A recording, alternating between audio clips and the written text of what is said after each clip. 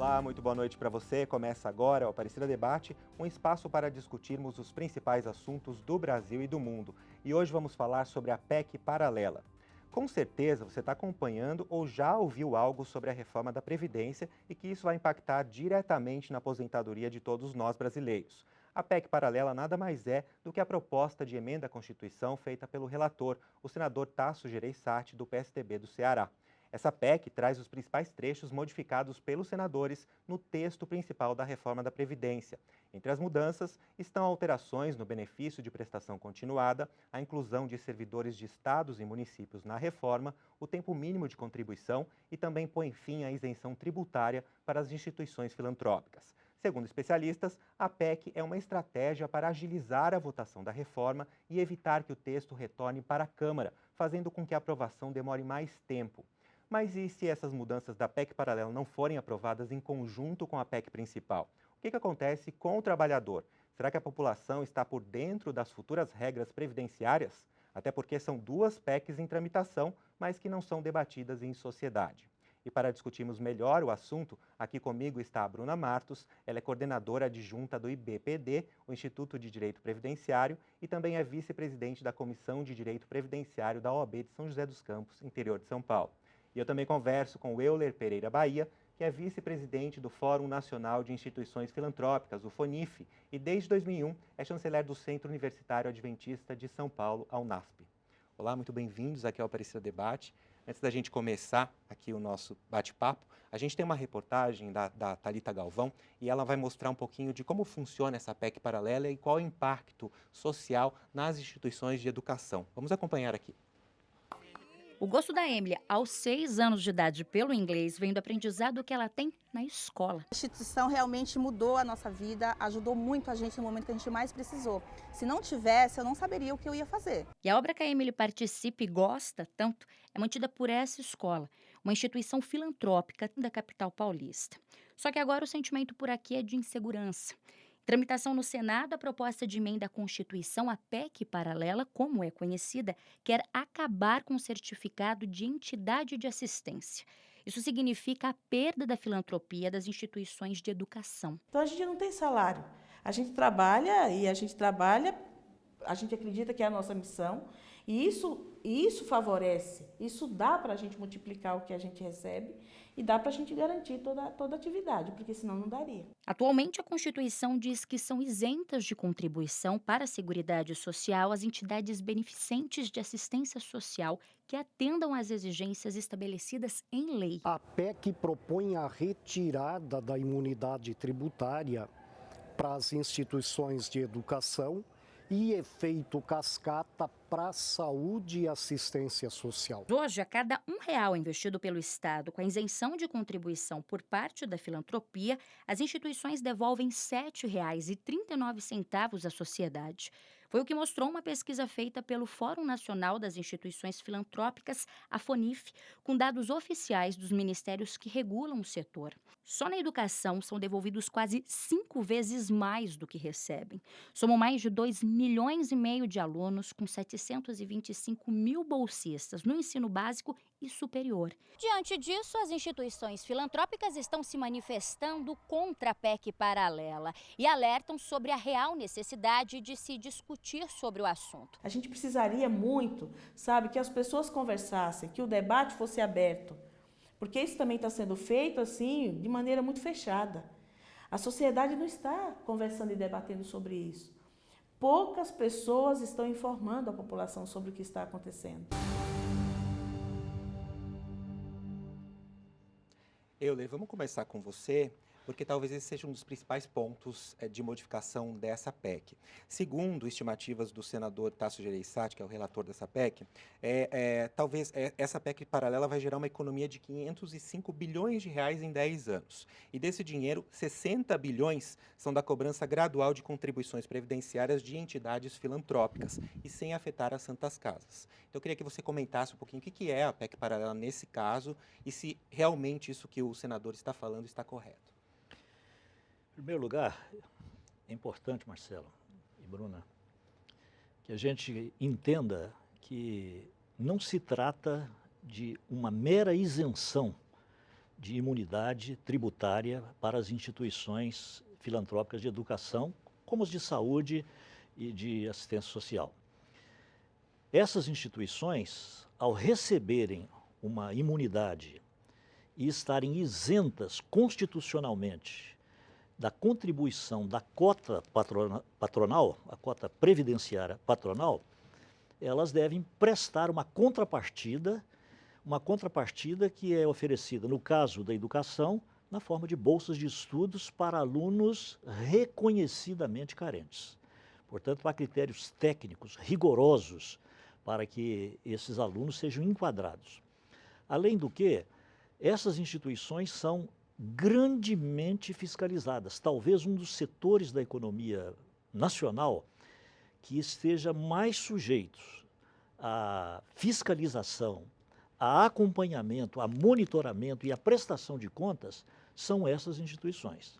Seja através da Receita Federal, dos ministérios, Ministério Público, e sem contar que hoje todo o sistema contábil dessas instituições, através do SPED, ele é um sistema de transparência plena.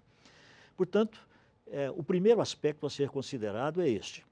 Segundo lugar, vale dizer que há um equívoco da parte do legislador em tentar retirar um benefício dessas instituições, muito provavelmente partindo de uma pressuposição também equivocada, de que essas instituições têm recursos.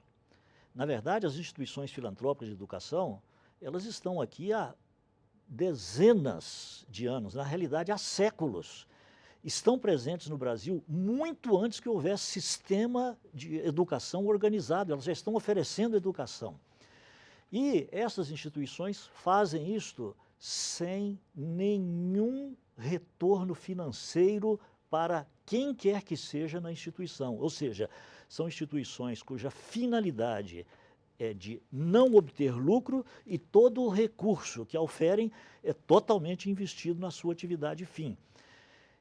Partir desse pressuposto que essas instituições têm recursos e retirar um benefício que hoje elas têm para poder cumprir uma demanda e uma missão social, me parece talvez um tremendo equívoco por parte do senador e que, ao constatarmos através dos diálogos que já temos tido, quer com ele, quer com a sua assessoria, houve um enorme desconhecimento dessa realidade e certamente isso contribuiu também para que esse texto fosse apresentado dessa forma. 60 bilhões é o que se imagina recolher num período de 10 anos, 60 bilhões. Acontece que essas contas não levam em consideração o que é que vai acontecer com a economia global em termos de outros aspectos que estão associados a esta possível receita. Entre eles, eu poderia citar, por exemplo, o fato de que o Estado terá que providenciar espaço para acolhimento de cerca de 750 mil estudantes, que de repente perderão as suas bolsas.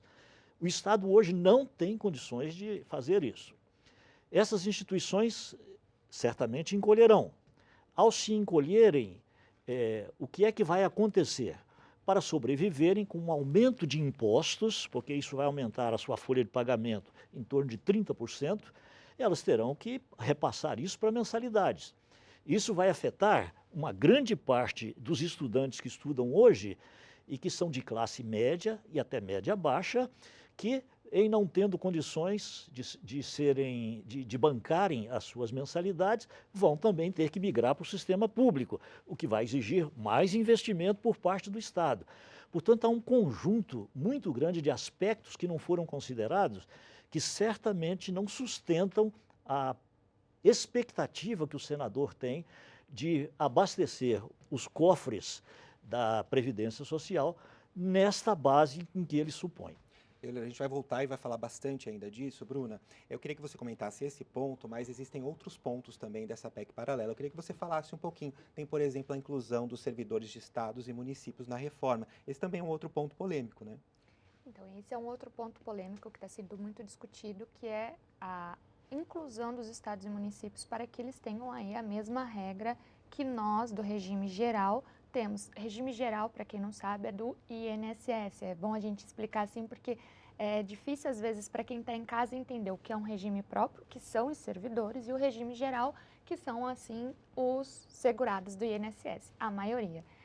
Hoje a gente sabe que os servidores dos estados e municípios, eles têm uma questão de aposentadoria complementar. Então, tudo isso está sendo proposta nessa PEC paralela, porque estava, a princípio, sendo excluída da PEC original, a PEC 06, mas a gente sabe que essa PEC paralela, como foi dito já no início, ela é para não atrasar a aprovação da PEC original. É isso mesmo? É uma manobra para tentar deixar para lá para frente? Exatamente, é uma manobra. A gente sabe que vai ficar um limbo jurídico, vai ficar um buraco aberto ali entre a aprovação da PEC original, o texto original que a gente tem ouvido falar mais desde o início do ano, até a aprovação dessa PEC. Então, existe, por exemplo, a questão da pensão por morte, que na PEC original ela está iniciando aí com 50%, né, do salário de benefício, ou o salário em que o falecido receberia, e um acréscimo de 10% para cada dependente. A PEC paralela está trazendo aí o dobro,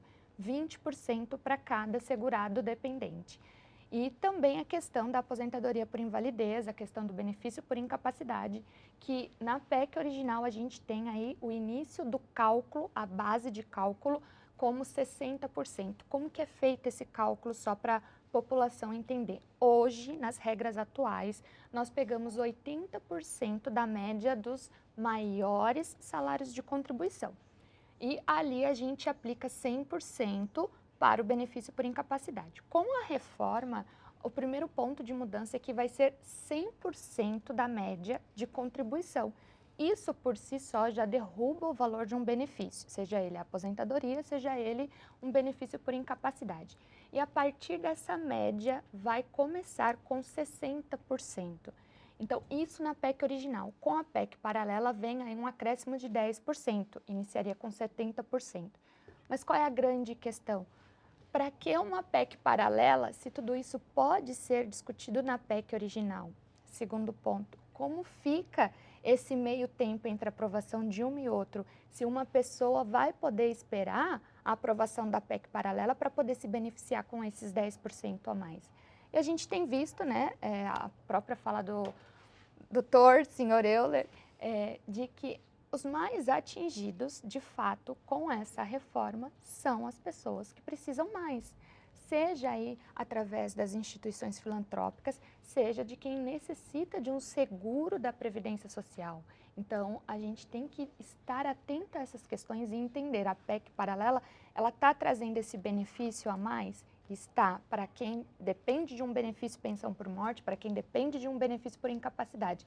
Mas ela não é tão boa quanto parece, né? Porque ela vai ser aprovada, vai ou não vai? Em quanto tempo ela será aprovada? E as pessoas que ficarem nesse espaço, como vai ficar essa discussão?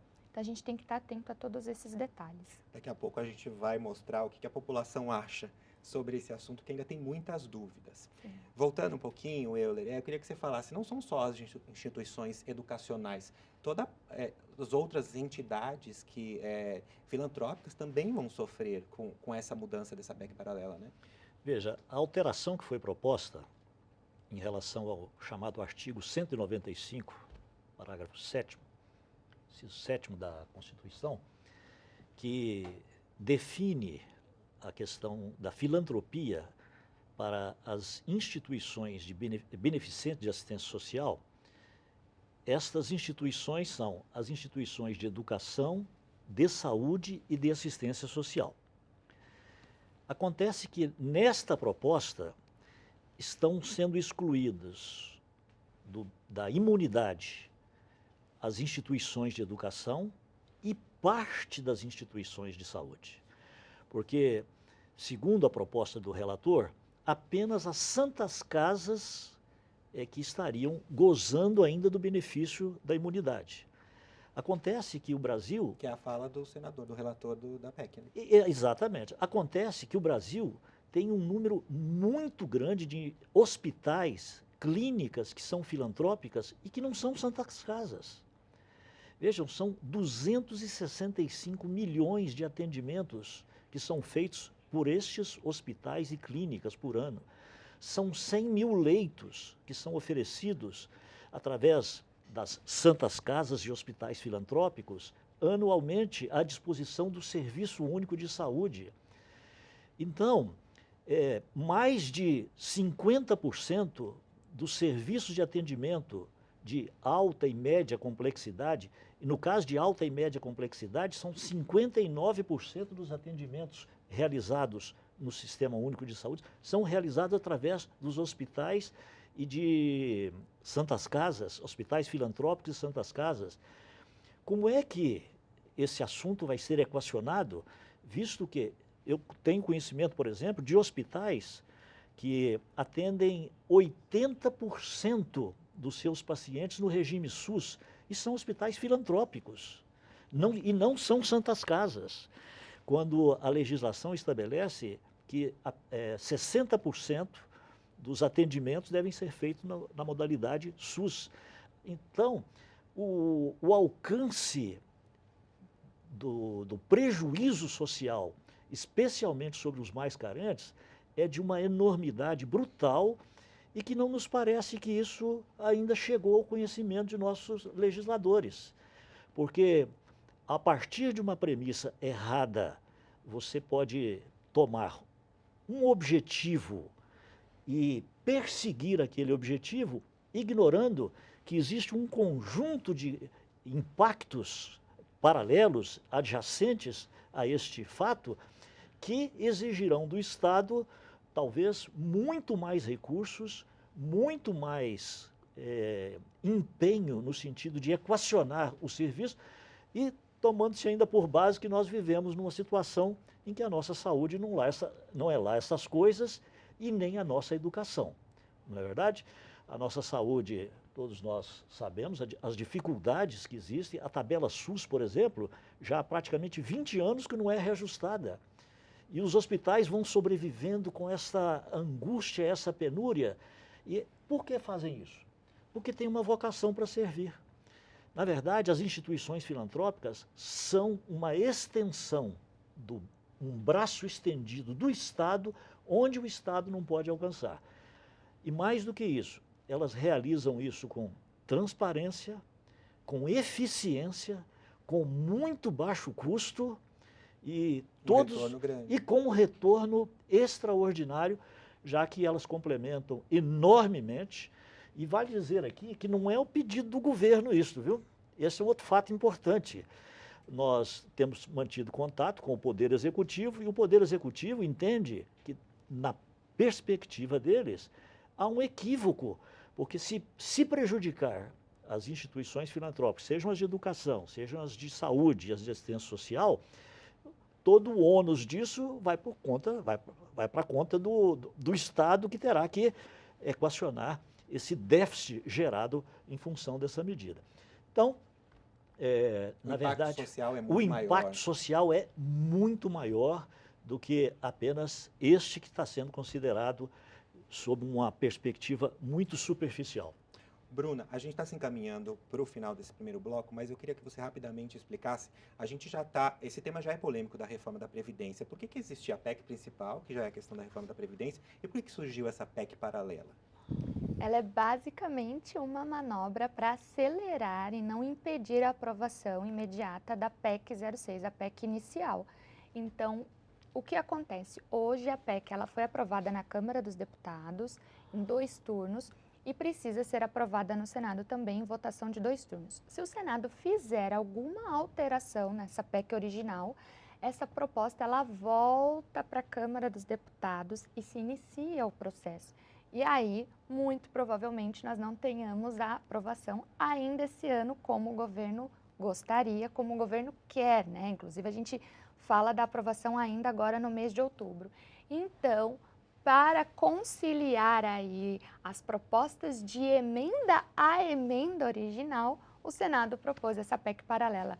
É quase, em outros termos, bem popular, é um bate-a-sopra, mas que não vai ajudar em nada a população, muito pelo contrário, vai criar um problema, porque vai criar exatamente esse buraco aí entre a aprovação de uma e a aprovação de outra.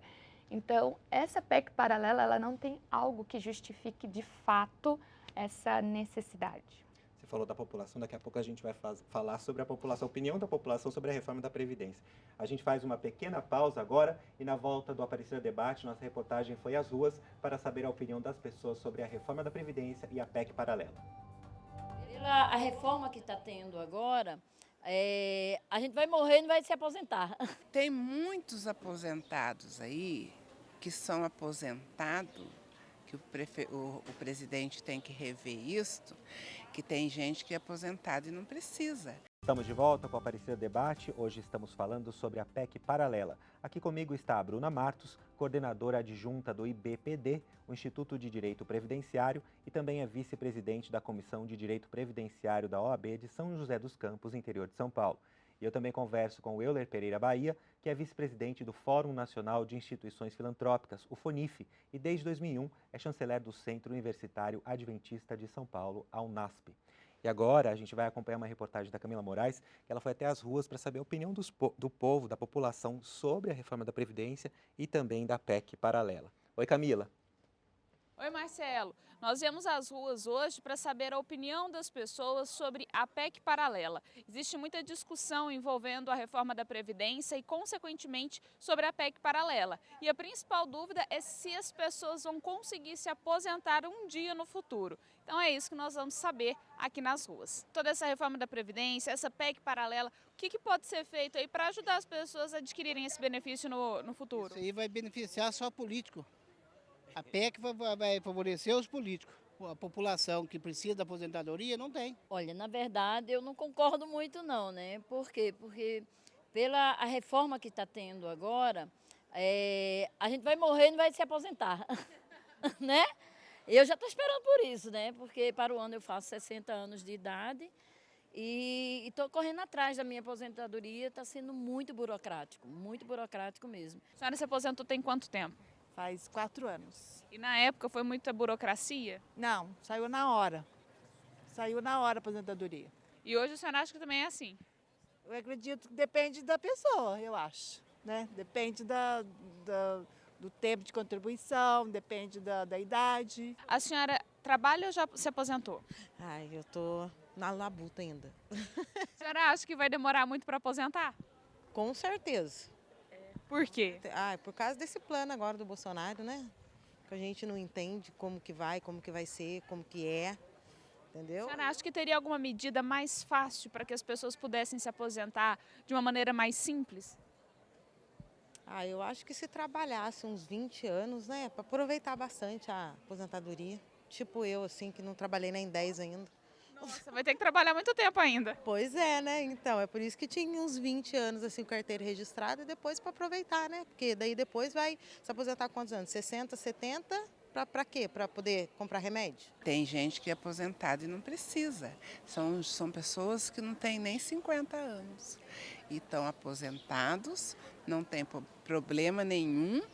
E estão aposentados. Então, acho que o presidente deve rever isso aí, porque está prejudicando aqueles que estão precisando. A gente realmente precisa de ter uma estabilidade para a nossa velhice. E, infelizmente, não está sendo visualizado pelos nossos governantes essa questão aí. Está sendo esquecido. A nossa idade, infelizmente, vamos morrer e não vamos ver mais nada. Bruna, você viu, tem várias opiniões aqui que eu quero que você comente, mas antes a gente lembra que tem 2 PECs em tramitação e que não são debatidas em sociedade. Isso confunde muito a cabeça da população, né, dos brasileiros. Confunde demais e é importantíssimo que esse debate seja aberto à sociedade, que as informações cheguem como devem, né, verdadeiramente como funciona, e não é isso que está acontecendo. Teve uma que participou ali e falou sobre aposentar mais cedo, né? Não tem nem 50 anos e está aí aposentado. Deixa eu só esclarecer uma questão. Essas pessoas que são tidas como aposentadorias muito precoces, não são precoces. Nós temos trabalhadores que estão em atividades nocivas à saúde.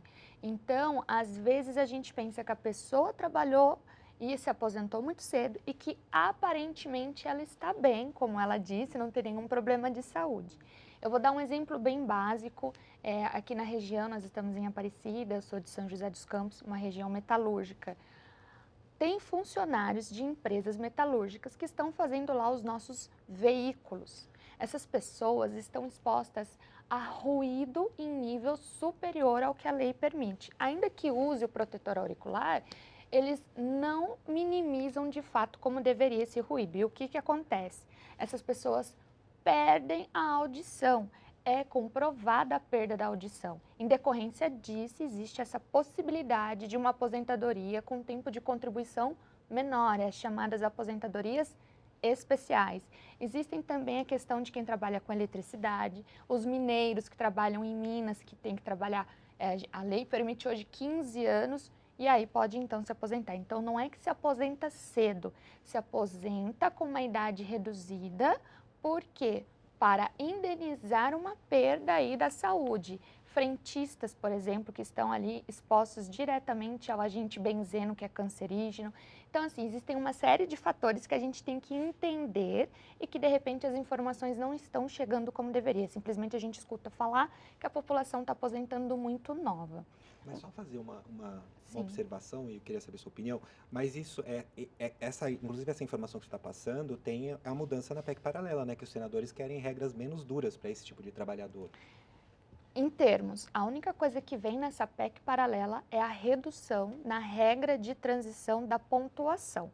Hoje nós temos a aposentadoria por ponto, então quem atinge uma pontuação, hoje 86 pontos mulher e 96 pontos homem no regime geral, consegue aposentar. E aí eles trouxeram isso para a aposentadoria especial, que não existe hoje. Hoje, a aposentadoria especial, 15, 20, 25 anos, dependendo da área de trabalho, você consegue aposentar. A PEC paralela, ela veio para minimizar o que está na PEC original, que é a PEC 06. A PEC original, ela prevê um acréscimo na pontuação, uma coisa que não existe hoje. Então, a pessoa teria que trabalhar aí 25 anos e ainda ter uma idade mínima para poder se aposentar. E isso aumentaria a cada ano. Essa pontuação, essa regra, ela aumenta 1 ponto a cada ano. A PEC paralela, ela só excluiu esse acréscimo de pontos anualmente para as aposentadorias especiais. Mas ainda assim existe a questão da idade mínima. E por que tem essa questão de... A gente defende que não tem que ter uma idade mínima ou que ela não tem que ser tão alta como está sendo colocada. Hoje na PEC está 56 anos. Porque uma pessoa, quando ela trabalha exposta a esses agentes nocivos, ela perde parte da qualidade dela de saúde. E o mercado de trabalho não mantém essa pessoa trabalhando. Então, por exemplo, eu gosto de dar exemplos práticos. A metalúrgica, montadora de carro. Os funcionários trabalham lá em média até uns 50 anos. 50 anos eles já estão demitindo esses funcionários para contratar outros mais novos que provavelmente ganham aí 1/3 do salário. E o que acontece com esse funcionário? Ele não consegue se recolocar no mercado de trabalho. Num exame de admissão no trabalho, ele não consegue passar porque ele já tem a perda auditiva. Ele já não tem a saúde como antes. Então, a PEC paralela, ela muda somente o acréscimo de pontos anualmente, mas continua mantendo a idade mínima. E, só passando rapidamente, essa é uma questão que a gente discute muito, a aposentadoria especial, como ela está proposta na PEC original, ela é o termo correto para mim é uma judiação com os trabalhadores expostos a esses agentes. Eles não vão conseguir atingir a idade mínima proposta, não vão, porque de fato há estudos, e isso é incontroverso, de que eles estão ali expostos a agentes que prejudicam a saúde. Então, eles não têm como se manter no mercado de trabalho. E, já aproveitando as demais perguntas, o que acontece? Hoje, a gente vê falando muito, a expectativa de vida aumentou, as pessoas estão vivendo mais. Sim, nós estamos vivendo mais, isso é uma conquista que nós temos aí, legal. Mas, como é que fica o mercado de trabalho para receber as pessoas mais velhas? Hoje, apenas 0,03% de homens acima de 50 anos estão trabalhando. Então, a gente sabe que é necessário uma reforma, sabe que é necessário aumentar a questão da idade, mas será que o mercado de trabalho está preparado para receber esses trabalhadores com uma idade maior? Quantas pessoas com 55, a gente fala, eu vou aumentando para ser mais esperançosa, mas na verdade a gente sabe que a média é 48, 50 anos, o mercado de trabalho já começa a excluir. Essas pessoas não conseguem mais oportunidades de emprego, isso é fato. Como é que elas vão trabalhar até 65 anos, no caso do homem? No caso das mulheres, aquela que falou que 20 anos ela quer se aposentar, mas ela só trabalhou 10 por enquanto. Ela realmente vai ter que trabalhar bastante aí. A PEC ela vai ser aprovada, nós sabemos disso. Mas a mulher no mercado de trabalho, ela entra um pouco mais tardiamente. O que acontece? A minha geração, não. A minha geração já vem mais cedo para o mercado. Mas a geração dessas pessoas que falaram ali, se você vê a média de idade delas, elas não entraram muito cedo no mercado, porque antes, culturalmente, era diferente. A mulher casava, não trabalhava, ou se estava trabalhando, saía do trabalho para viver em função aí do casamento, dos filhos, e depois retomava. Então, a gente sabe que a mulher, ela tem essa defasagem. Na PEC, a original mesmo, a primeira, previa um tempo mínimo de 20 anos de contribuição para a mulher. No dia a dia, é muito difícil a gente conseguir uma cliente, uma segurada que tenha 15 anos de contribuição. Quem dirá 20. Mas aí isso já melhorou, hoje é 15 anos, como está? É 15 anos para a mulher, 20 anos para o homem, e está melhorando. Mas o fato é que a gente tem que pensar num todo em relação à reforma. Não é que pessoas estão se aposentando muito cedo, e não é só uma questão de aumentar a idade para todos. A questão a gente tem que conscientizar também a população sobre o mercado de trabalho, porque precisa contribuir, mas a gente não deixa de pagar o nosso gás, a nossa luz, para pagar um carnê da Previdência. A gente sabe que isso faz falta, né? Ainda que a gente pague no mínimo, que a gente tem hoje a opção das donas de casa contribuir com 5%, 5% corresponde mais ou menos a R$50, um pouco menos. Mas esses R$50 é a conta de água dela. Então, a gente precisa entender que não é tão simples como parece. Euler, a Bruna está falando de mercado de trabalho. Retirar a imunidade tributária das entidades também pode impactar diretamente nesse mercado, na falta de empregos, por exemplo? Com certeza. Hoje, o conjunto das instituições filantrópicas emprega em torno de 2.300.000 pessoas. Em sendo aprovada esta PEC, nos termos em que foi colocado a proposta no Senado, de retirar a imunidade das instituições filantrópicas de educação de parte da saúde, certamente haverá um natural encolhimento do setor. Num período de ajustamento, isso vai acarretar naturalmente como desdobramento uma reacomodação também no mundo do emprego. Este conjunto de instituições terá que trabalhar com um número mais enxuto de pessoas, o que vai acarretar também um aumento no desemprego. E aí a gente vê o equívoco da proposta também nesse aspecto, porque a base de sustentação da Previdência é exatamente a manutenção de pessoas empregadas para contribuírem. Então, se você reduz o número de empregados, fatalmente você está potencialmente reduzindo também o volume de contribuições para a Previdência Social. Assim, entendo que neste aspecto também é um retrocesso. Eu quero te perguntar, né? Você acha que é um retrocesso? Eu tenho absoluta certeza que é um enorme retrocesso. Eu diria que se pudesse falar diretamente no olho de cada senador, eu diria: senador, rejeite esta cláusula, mantenha aquilo que o legislador, o Constituinte de 88, conseguiu compreender muito bem, que o Estado brasileiro necessita das instituições filantrópicas e deve valorizá-las cada vez mais. Eu diria, se eu fosse um empresário e olhasse o conjunto das instituições filantrópicas como um prestador de serviços, eu não teria a menor dúvida em ampliar o número de instituições filantrópicas no país, reduzindo inclusive o tamanho do Estado, porque fazem um trabalho com maior qualidade, com maior eficiência, com maior capilaridade, maior abrangência e com muito menor custo. Então, até sob esse ponto de vista, o ponto de vista econômico, é interessante para o Estado manter entidades filantrópicas. Ô Bruna, você falou no primeiro bloco sobre o limbo jurídico. Essas duas PECs estão sendo, se elas não forem aprovadas, só uma for aprovada, o que acontece? Vale o que está valendo hoje? Como é que fica? Então, nós temos duas PEC. A PEC original, que nós já tivemos algumas mudanças significativas, a tal da PEC 06, e nós temos agora a PEC paralela. A PEC original provavelmente não, com certeza será aprovada já ainda esse mês. Então, ela será aprovada primeiro do que a outra. Então, valerá as regras dessa PEC nova em diante. As regras atuais hoje não valerão mais. Então, ainda tem aí uma questão de discussão de direito adquirido. As pessoas chegam e falam, mas e o meu direito adquirido? É relativo, infelizmente. E aí vai ficar para aprovação a PEC paralela. O que tem de diferente nessa PEC paralela que vai trazer aí uma questão complicada e que vai deixar todos aí inseguros, inclusive vai acarretar muita judicialização. O que é judicialização?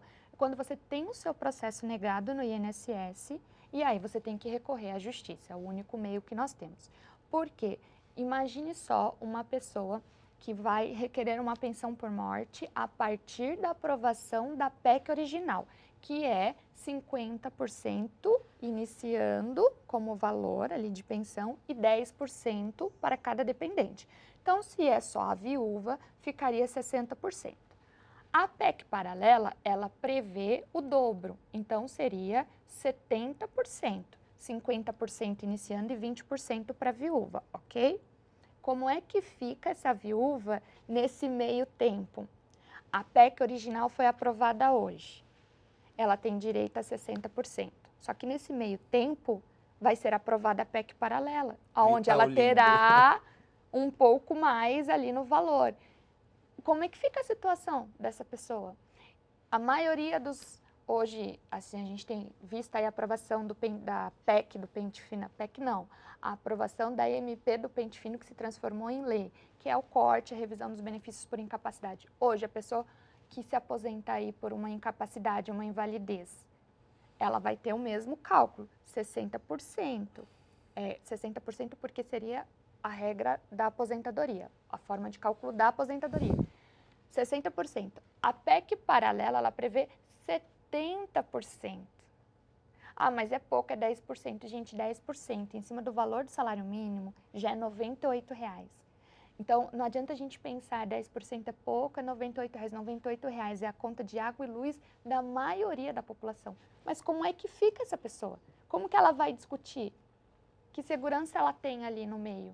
Então, realmente é muito complicado. A gente sabe que essa PEC paralela, ela não é necessária, ela pode ser, todos os pontos que estão sendo debatidos, discutidos lá para aprovação, ela pode ser na PEC original. Só que eles não querem mexer com isso agora, porque senão volta para a Câmara dos Deputados e aí inicia todo o processo.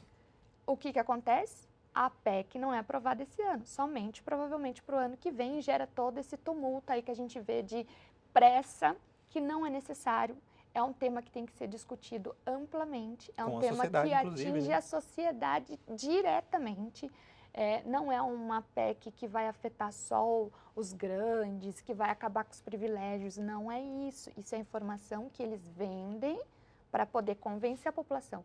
De fato, a PEC ela tem que ser amplamente discutida, mas politicamente não interessa essa discussão, eles querem aprovação imediata. E nada garante que a PEC paralela será aprovada. Nós não temos essa garantia. Então, realmente é uma situação que a gente fica pensando qual a necessidade da PEC paralela quando ainda estamos discutindo a PEC original. Euler, rapidamente, a gente está se encaminhando para o final. Você acredita que pode haver até a votação dessa PEC paralela uma sensibilização por parte dos senadores para mudar, por exemplo, essa questão que envolve as entidades filantrópicas? Nós acreditamos firmemente de que, à medida em que os senadores compreenderem quais são as implicações, quais são as consequências, especialmente sobre a população mais carente, eles irão rever este assunto, porque é preciso que fique claro que nós não estamos aqui na defesa direta das instituições, porque nós convivemos no dia a dia com essas pessoas em todo o território nacional. Nós sabemos das suas carências, nós sabemos das suas necessidades, nós sabemos do que as instituições podem contribuir para melhorar o padrão de vida dessas pessoas, seja através da educação, seja através da saúde, seja através da assistência social. E, portanto, nós estamos aqui, na realidade, defendendo aqueles a quem nós prestamos o nosso serviço. Esse é o assunto. Infelizmente, nosso tempo chegou ao fim. Eu quero muito agradecer a presença de vocês e dizer que foi um debate muito esclarecedor.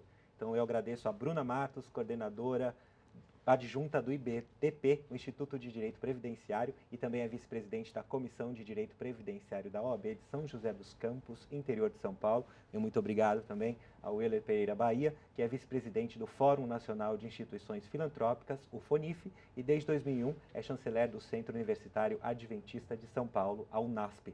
E se você quiser rever esse programa, acesse o canal da TV Aparecida no YouTube e deixe sua sugestão, crítica ou elogio na nossa página. Use a hashtag AparecidaDebate. Ou ainda, se preferir, mande sua mensagem pelo nosso WhatsApp. Anote aí, 12 99750 3600. O Aparecida Debate de hoje fica por aqui. Uma boa noite para você e até a semana que vem. Tchau, tchau.